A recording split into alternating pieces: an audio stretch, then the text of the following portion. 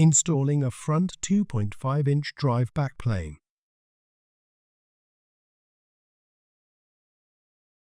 The same procedure is used to replace both a 4 or 10 drive front 2.5-inch drive backplane on the ThinkSystem SR630 V4.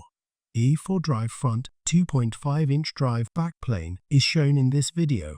Align the two pins on the backplane with the corresponding holes in the chassis.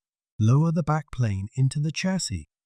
Connect all the cables to the backplane.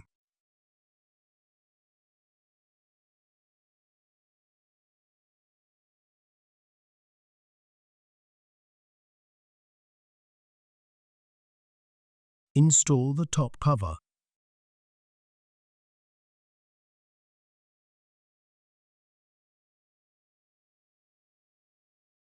Install all the drives or drive fillers into the drive bays.